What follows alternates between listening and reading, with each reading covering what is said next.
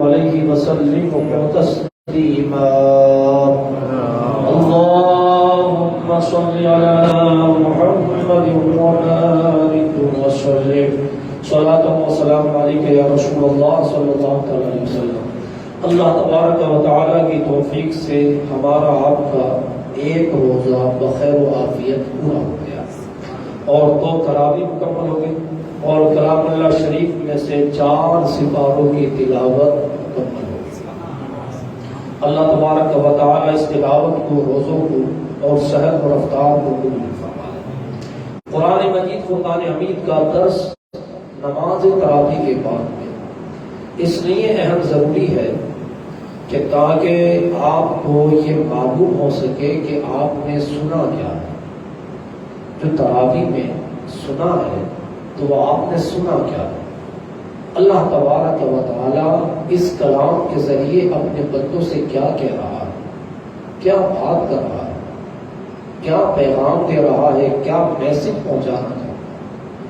تراویح کے بعد میں بہت سارے لوگ اپنی ضرورتوں کی وجہ سے چلے جاتے ہیں، لیکن چاہیے کہ وہ کم سے کم ماہ رمضان میں اس درس تفسیر میں شرکت کریں تاکہ انہیں یہ معلوم ہو کہ 4 سپارے مکمل ہو گئے تو کون کون سی سورت پڑھی گئی ہے، کتنے رکوع ہو گئے، کس سورت میں کتنے رکوع، کتنے آیات ہیں، کس سورت کا مضمون کیا ہے، ٹاپک کیا ہے، اللہ تبارک و تعالی کتنی اپنے بندوں سے بات کر رہا ہے۔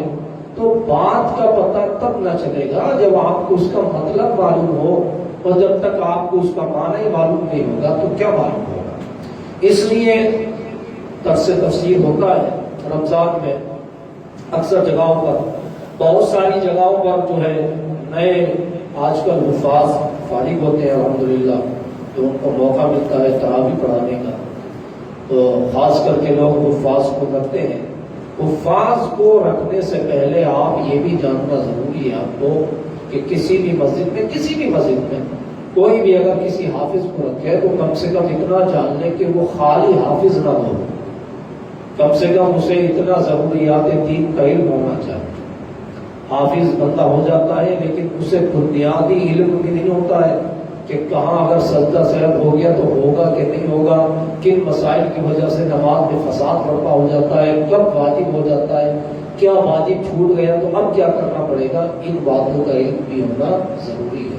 اور کم سے کم اگر کوئی عالم دین ہو تراویح پڑھانے والا تب تو بات الگ ہے، کیونکہ عالم جو ہوتا ہے اسے یہ معلوم ہوتا ہے کہ اب یہ سپارہ چلا، یہ آیت پڑھی ہے تو اس آیت کا مطلب یہ ہے، اللہ پاک یہاں یہ فرما رہا ہے۔ تو کبھی کبھی پڑھتے ہوئے کیفیت سے تعریف ہوتی ہے تو وہ یعنی اس کے معنی اور مفہوم کی وجہ سے۔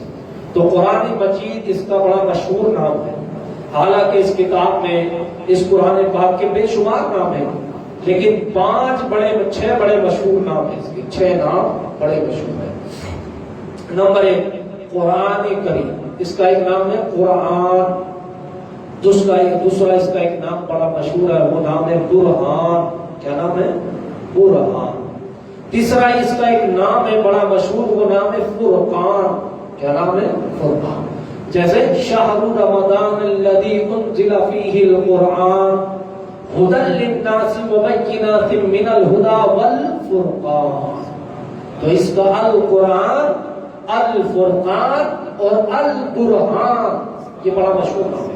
جیسے کہ 6 پارے میں کل آئے گا تلاوت میں، یا ایھا الناس قد جاءکم برہان، البرہان اس کا نام ہے۔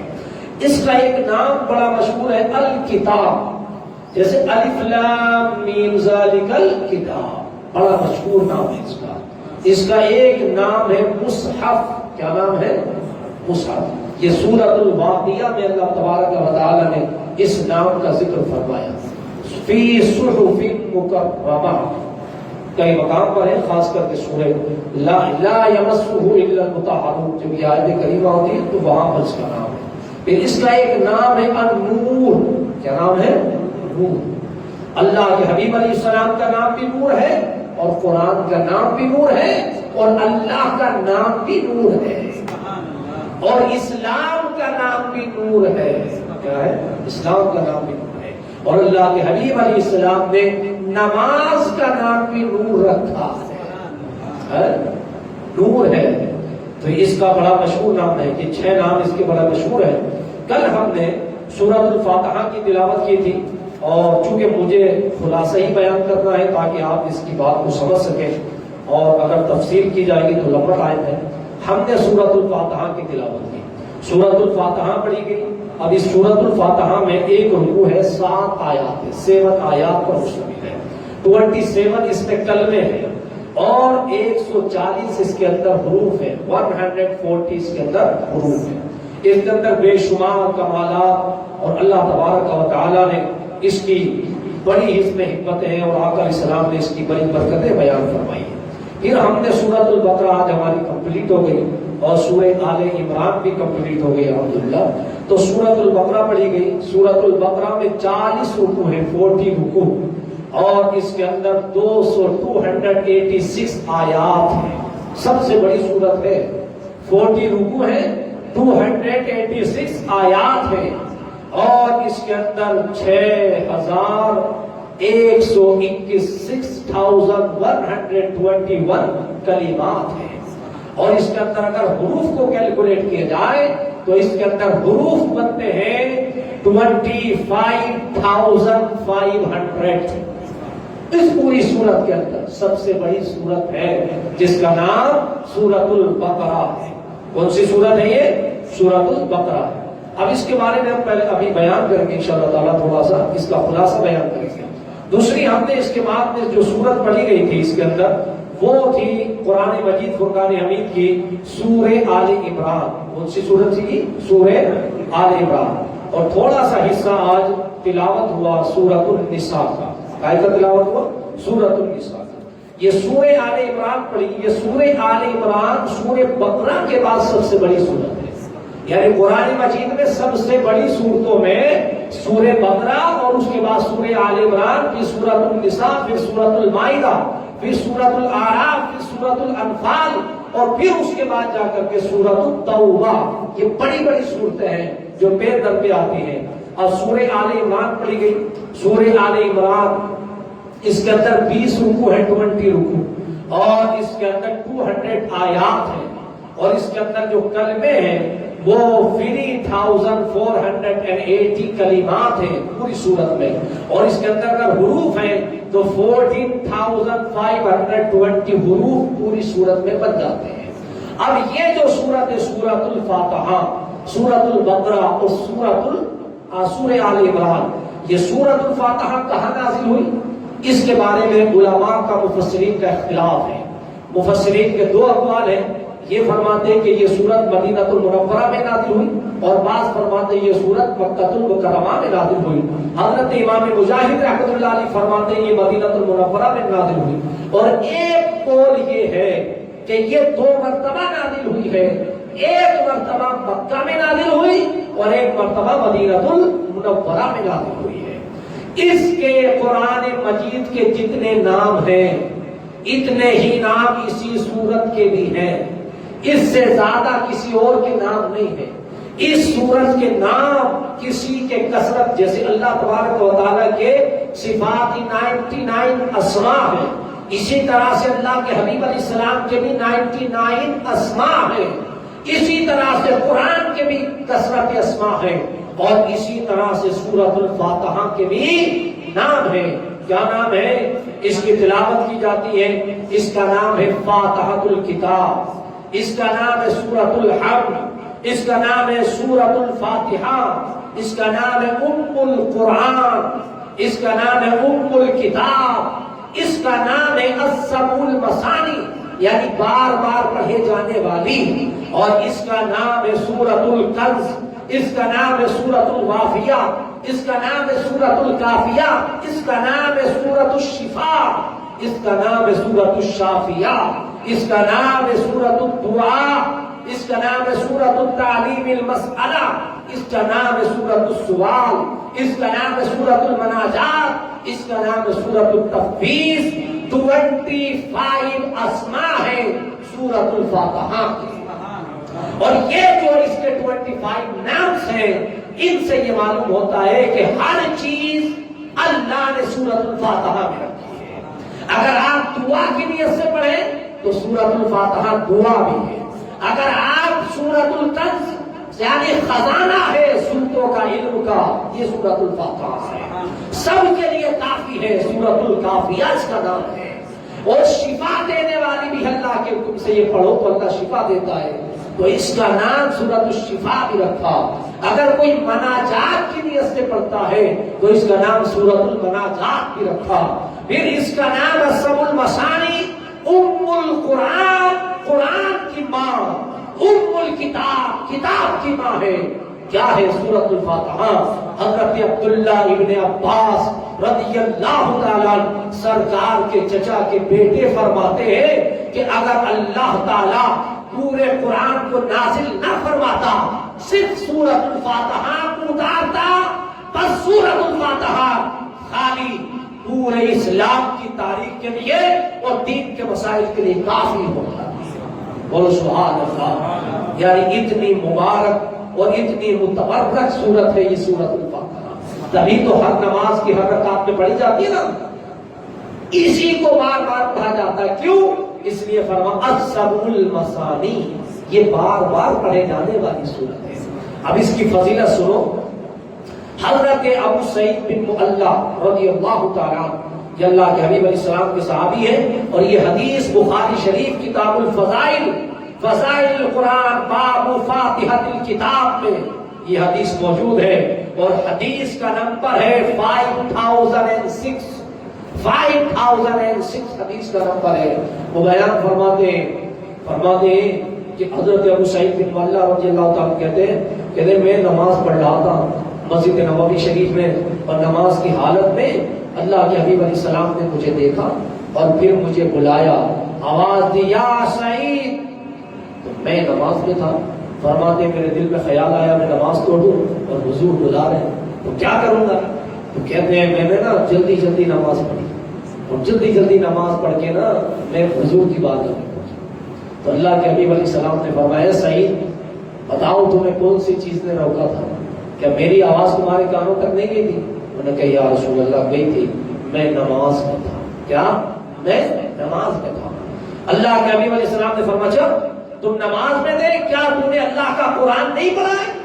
اللہ قرآن میں فرماتا استجیبوا للہ وللرسول اذا دعاکم، جب اللہ اس کا رسول تمہیں بلائے جہاں ہو اسی پر، اس جگہ کو چھوڑ کر اللہ اس کے رسول کی بارگاہ میں حاضر ہو جاؤ۔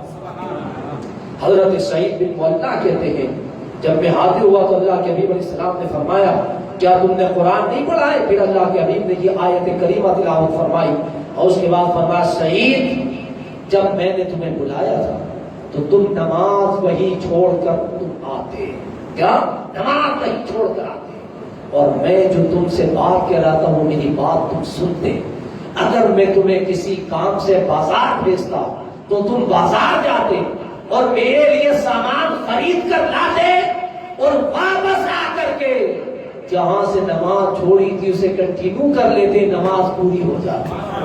بولو سبحان اللہ، ارے زور سے بولو سبحان اللہ۔ یہ دیوبندی وہابی تبلیغی جماعت والے کیا کہتے ہیں کہ نماز میں نبی کا خیال آ گیا نماز خراب ہو جائے گی، اور حضور فرما رہے ہیں کہ تو آ میری بات سن، میں مارکیٹ بھیجوں، سامان لا کر کے جہاں سے پڑھی ہے چھوڑی تھی وہیں سے پڑھنا، دوبارہ نہیں پڑھنا، وہیں سے پڑھ لینا، تیری نماز ہو جائے گی۔ اللہ کے حبیب علیہ السلام اس بات سے یہ پیغام دینا چاہتے ہیں کہ نماز نام ہے خیال مصطفیٰ، خیال اس پر اور بہت ساری حدیثیں ہیں۔ ایک حدیث وہ ہے اس کو تلاوت کیا کرو، پڑھا کرو۔ ایک صحابی رسول ہے وہ فرماتے ہاں حضرت ابو سعید بن معلّہ کہتے ہیں کہ جب میں اللہ کے حبیب علیہ السلام کی بارگاہ میں گیا تو اللہ کے حبیب علیہ السلام نے میرا ہاتھ پکڑا، یہ ساری باتیں کی، اور بات کرنے کے بعد بیان فرمایا کیا میں تجھے ایسی چیز نہ بتاؤں، کیا میں تجھے ایسی چیز نہ سکھاؤں قرآن پاک کی جو سب سے عظیم ہو؟ تو کہتے ہیں یا رسول اللہ، میں نے عرض کیا یا رسول اللہ صلی اللہ علیہ وسلم آپ بتائیں مجھے۔ حضور نے میرا ہاتھ پکڑ لیا، حضرت ابو سعید بن معلّہ کہتے ہیں میرا ہاتھ پکڑ لیا اور باتیں کرتے ہوئے مسجد نبوی شریف کے دروازے تک آ گئے. جب دروازے سے نکلنے لگے تو میں نے عرض کی یا رسول اللہ صلی اللہ علیہ وسلم، آپ نے فرمایا تھا کہ آپ مجھے وہ سورت سکھائیں گے جو سب سے زیادہ عظیم ہو، وہ کون سی ہے؟ تو اللہ کے حبیب علیہ السلام نے فرمایا اس سورت کا نام سورۃ الحمد ہے. الحمدللہ رب العالمین، یہ قرآن کی سب سے عظیم سورت ہے. بولو سبحان اللہ. حضرت عبداللہ ابن عباس فرماتے ہیں، اور بہت ساری حدیثیں اس پر ہیں. ایک حدیث ہے اللہ کے حبیب علیہ السلام کی حدیث ہے کہ چند صحابہ سفر کر رہے تھے، مدینہ شریف کی بات ہے. اس زمانے میں یہ سورت نازل ہو گئی تو مدینہ شریف سے تھوڑے فاصلے پر تھے. تو ایک کہیں سے، اس زمانے میں جو سرائے خانے وغیرہ ہوتے تھے، لوگ سفر کرتے تھے، کیمپ لگا کے رک جاتے تھے. تو ایک بادشاہ تھا کسی جگہ پر، تو وہ آ رہا تھا. تو سارے لوگ اس کے حوالی موجود تھے. جنگل تھا سر. تو اس نے جو اس کا کنگ تھا قافلے کا، اس کو سانپ نے کاٹ لیا. سانپ نے کاٹ لیا، بعض روایت میں بچھو نے بھی مارا، اس کی روایت. اب وہ کاٹ لیا، اس کو زہر آلود ہو گیا، پریشان ہو گیا، زہر چڑھنے لگا. تو اس کی بیٹی نے، ان لوگوں نے کافی کوشش کی کہ ٹھیک ہو جائے. طبیبوں نے علاج کیا کہ تھوڑی دور پر یہ جو چند صحابہ تھے ان کا بھی قافلہ تھا. تو اس کی بچی چراغ لے کر کے، وہ لائٹ تو نہیں ہوتی تھی اس زمانے میں، مشال جو ہے کپڑا وغیرہ جلا کر کے لکڑی وہ لے کر کے آئی اور ان کے قافلے تک پہنچی. انہوں نے کہا تم میں کوئی ہے ایسا شخص کہ میرے باپ کو سانپ نے کاٹ لیا ہے، کوئی زہر اتار سکتا ہے؟ تو کہتے ہیں کہ ایک صحابی حضرت سعد کھڑے ہوئے، اور وہ کھڑے ہوئے، وہ ساتھ میں ان کے چل دیے. اور وہ گئے جانے کے بعد میں جہاں سانپ نے کاٹا تھا، پاؤں میں بند وغیرہ بنے ہوئے تھے، اور انہوں نے گئے اور وہاں پر جانے کے بعد کچھ پڑھا اور پڑھ کے دم کیا. اب دم کیا تو اللہ پاک نے اسے شفا، بولو سبحان اللہ، شفا عطا کر، سانپ کا زہر اتر گیا. تو اس نے خوشی میں نا، اب زہر اتر گیا، کون ہے کیا ہے، تو اس نے خوشی میں انعام دیے، بکریاں دی کچھ، اور اس زمانے میں تحفے میں اس نے سامان دیا. جب سامان دیا تو یہ صحابی اپنے کیمپ میں جہاں صحابہ اور بھی موجود تھے وہاں لے آئے. انہوں نے کہا یہ بات تو بڑی نہیں ہے کہ ہم یہ کیسے استعمال کریں کہ اس نے تحفہ دے دیا. وہ صحابہ جب آئے تو انہوں نے کہا بھائی اس نے کیا دم کیا جو آدمی، انہوں نے مذاق بنایا، کیا دم کیا تھا تم نے جو تم اس کا زہر اترنے لگا؟ تو انہوں نے کہا میں نے سورۃ الحمد پڑھا تھا. کیا پڑھا تھا؟ سورۃ الحمد، سورۃ الفاتحہ پڑھا تھا. جب یہ بات صحابی نے کہی تو باقی جو صحابی مذاق کر رہے وہ خاموش ہو گئے، کیونکہ کتاب اللہ کی بات آ گئی، اللہ کے قرآن کی بات ہے، خاموش ہو گئے. انہوں نے کہا کہ میں نے تو یہ پڑھا تھا اور اللہ نے شفا عطا فرما دی ہے، تو یہ جو بکری وغیرہ سب دی ہے انعام میں تحفے میں، اس کا کیا ہوگا؟ اب یہ مسئلہ نیا تھا کہ اب قرآن پڑھ کے دم کیا ہے، دم کرنے کی وجہ سے خوشی میں تحفہ دیا، گفٹ دیا، اب اس کا استعمال جائز ہوگا کہ نہیں ہوگا؟ ان صحابہ نے کہا نہیں، ابھی ان کو ہاتھ نہیں لگائیں گے، نہ انہیں تبرک کر، انہیں کوئی کھا سکتا ہے نہ انہیں استعمال کر سکتا ہے، بلکہ ہم یہ مسئلہ بارگاہ رسالت میں پیش کریں گے اور اللہ کے حبیب علیہ السلام جو ڈیسیژن دیں گے اس کے مطابق عمل کیا جائے گا. یہ قافلہ چند دنوں کے بعد وہ بکری وہ سارا سامان لے کے مدینہ پہنچا. اللہ کے حبیب علیہ السلام کی بارگاہ میں حاضر ہوئے اور اللہ کے حبیب علیہ السلام کی بارگاہ میں صحابہ نے یہ واقعہ بیان کیا کہ یا رسول اللہ یہ مسئلہ ہوا اور اس نے جو ہے سورۃ الحمد پڑھی، اللہ نے شفا عطا فرما دی، اس کے بدلے میں اس نے خوشی میں یہ تحفہ دیا ہے، اس کا کیا کرے؟ تو اللہ کے حبیب علیہ السلام نے فرمایا اس کا استعمال کرنا جائز ہے اور اس کا استعمال کرنا باعث برکت ہے. یہ صرف تم ہی نہیں بلکہ اس میں سے کچھ حصہ مجھے بھی دینا. اللہ کے حبیب علیہ السلام نے بھی اس میں سے کچھ حصہ لیا اور باقی صحابہ میں تقسیم ہوا اور حضور نے فرمایا کہ سورۃ الفاتحہ صرف سورۃ الدعاء ہی نہیں ہے بلکہ اس کا نام سورۃ الشفا. اسی دن اللہ کے نبی نے فرمایا اس کا نام سورۃ الشفا ہے. جب تم اس نیت سے پڑھ کے دم کرو گے اللہ تبارک و تعالیٰ اسے شفا عطا فرمائے گا. اللہ پاک ہمیں اور آپ سب کو دارین کی نعمت عطا فرمائے، برکت عطا فرمائے اور کلام اللہ شریف کو پڑھ کر اور اس کو سمجھنے کی بھی توفیق عطا فرمائے.